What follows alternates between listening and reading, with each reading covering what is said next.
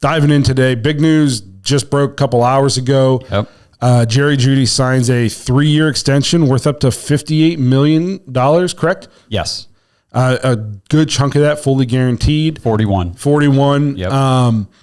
I know when we first signed him, we thought this was a win-win for the Browns. If he played well, you had your future number one. If he didn't play well, you just let him go. Were you surprised by the extension?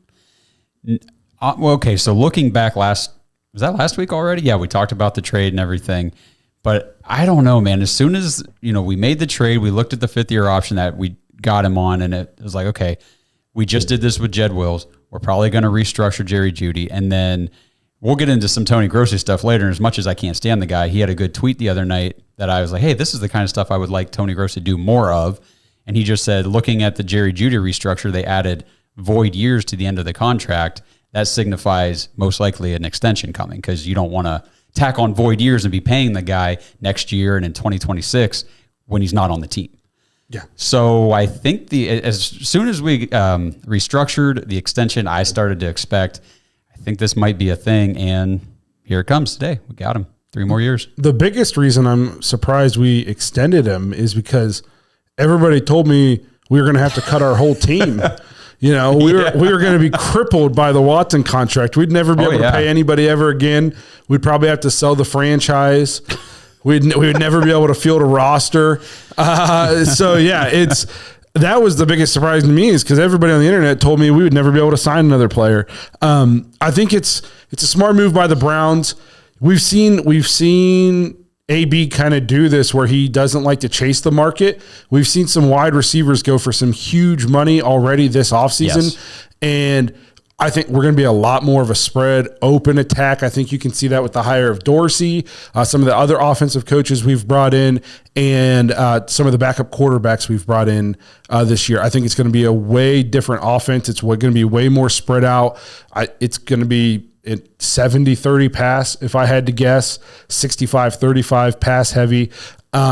So if you take the risk where if you didn't extend him now and he blows up this year, you can't keep him then. You know what I mean? Either you can't keep him, or you got to give him so much where you're going to have other cap casualties. So is it a risk? What if he comes out this year and he's subpar and he doesn't perform? Is it a little bit of a risk? Maybe, but I trust AB can manage that in some way. I'd much rather do that than chase the market. It's almost a lot like the Njoku. Yes. People are like, look at all this money they gave to Njoku, and he hasn't even done anything, blah, blah, blah. But they knew what they had in him. That's just true. That's you know what I mean? And comparison. Now, if you were to pay Njoku now, you'd have to give him top 2 tight end money, which he's probably already pretty close to the top. But if you gave Njoku his extension this offseason as opposed to last offseason, you'd be giving him a lot more money.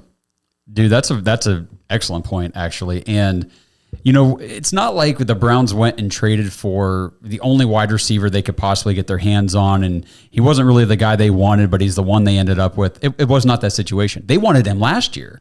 They were trying to trade with the Broncos to get Jerry Jeudy in Cleveland.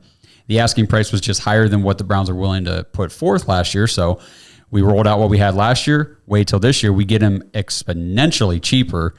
And, I think that Andrew Berry, I think they evaluated him. They identified him as a guy they would like to have on the team over a year ago, and now they got him. And if you break it down, so if we just look at annual salary, I know there's guaranteed money, all that stuff, but if you just look at what they're making on average, the highest paid wide receiver in the NFL is Tyreek Hill at $30 million a year. So let's just talk about, AB does this a lot. He likes to do the going rate for guys, right? Because we saw that with Deshaun Watson.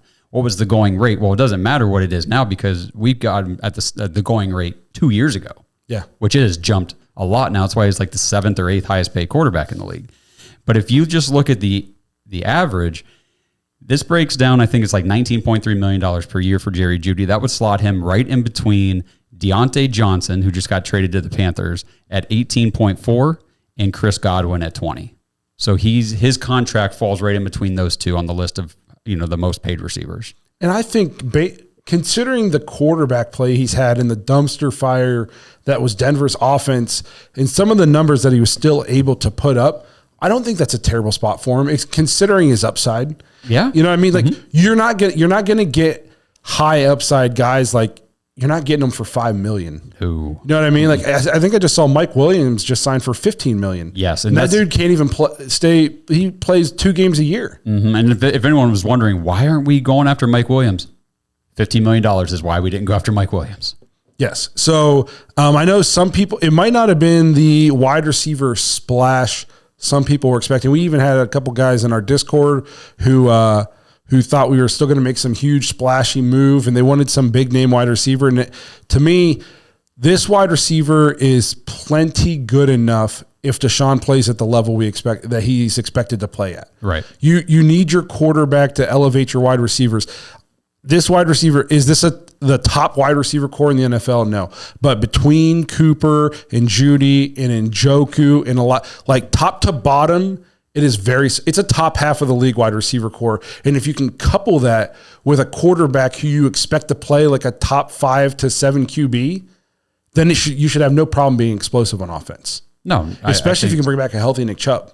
Yeah, at some point, right? But I think that, I don't know. I know that there are people definitely mixed and split on the Jerry Jeudy thing, but I'm definitely on the optimistic, positive side of it. I think that he's got some very, very high potential, and it's not like he hasn't shown it. That's the thing. It's not like we're just banking on, well, he was really good in college. The dude had some pretty impressive seasons in Denver. We detailed that last episode with awful quarterback play. We're talking Drew Lock, Brett Rippon kind of quarterback play. What, over 800 yards as a rookie? Yeah, put him up there with DPJ's best year. Yep. Right out the gate. Right out the gate, and then quarterback play only went down from there. Mm-hmm. And it's not like he started with a great quarterback. That's right. And we said the season that they had historically one of the worst offensive outputs in NFL history, the Denver Broncos. Jerry Jeudy, that was the year he almost had 1,000 yards. Well, and let's not forget, he played for Nathaniel Hackett. That's the year. Yeah, that's exactly. Okay. Yep. And what other offense was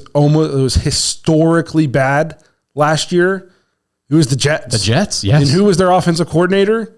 It was Nathaniel Hackett. You can put blame on Zach Wilson. Zach Wilson is not as bad as Nathaniel Hackett made him look. You know what I mean? Because we watched him as soon as he left. Russell Wilson he kind of got scapegoated out in Denver, and Sean Payton is a little bit of an egomaniac. But Russell Wilson had good numbers last year. He did. As soon as he took away Nathaniel Hackett, he went back to being a pretty decent quarterback. So it's one of those deals where the upside for him is very high, and it's not like he's been a scrub in the NFL. He's been a very solid player to put next to a guy like Cooper, who he's looked up to and can play with him. I don't know. To me, it's all positives, and I hate when people talk about the money because it's not mine. Yeah, I know. Like I've heard some people talking about this is why the Steelers are so much better than the Browns, because the Browns put this much money into their QB room, talking about Watson and Winston, and then the Steelers go get Wilson and Fields for only this much money. Well, guess Jimmy Haslam's got it. It's not my money. I don't care how much money they spend on players. As long as Andrew Berry can make it work in the cap and it doesn't hinder building the rest of the roster, which it's not. I don't care if you pay him $1 billion. It's not my money. Yeah, exactly. What is it? Why do people who paycheck watch are so weird to me?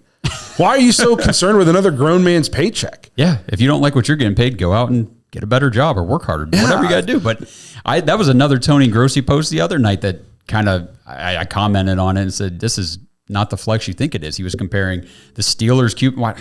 Dude, quit talking about Pittsburgh. The Steelers QB room contract to the Browns, and everybody was popping in there, and I said too, that's because the Broncos are paying Russell Wilson $40 million this year. Yeah. It's not like he's playing for $1.2 million in Pittsburgh.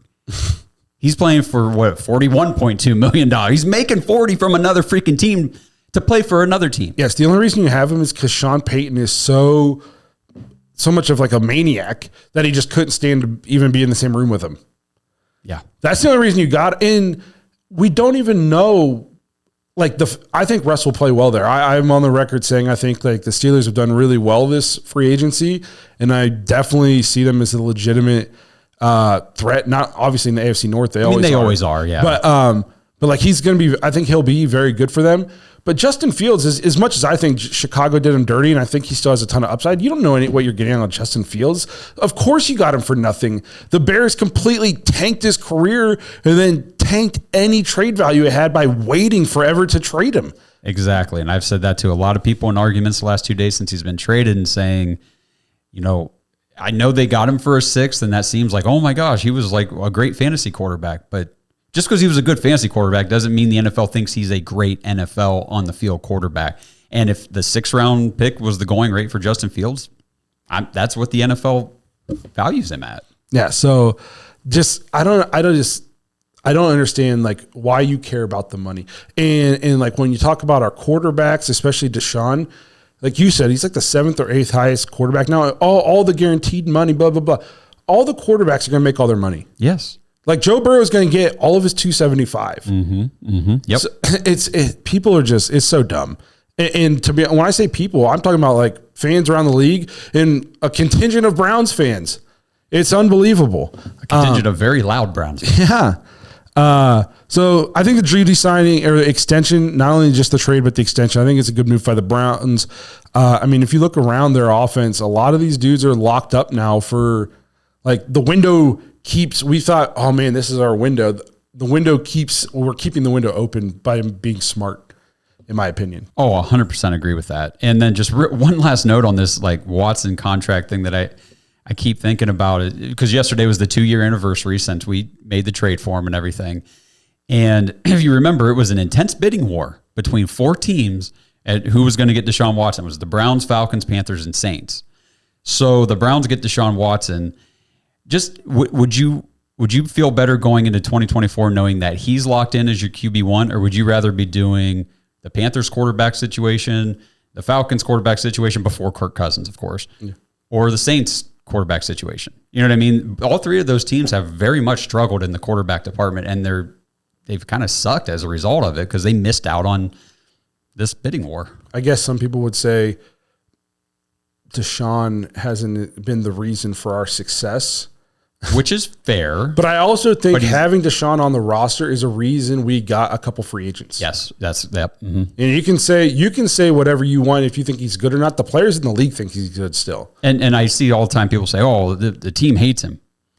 You hate him. Yes. The team does not hate him. The team definitely does not.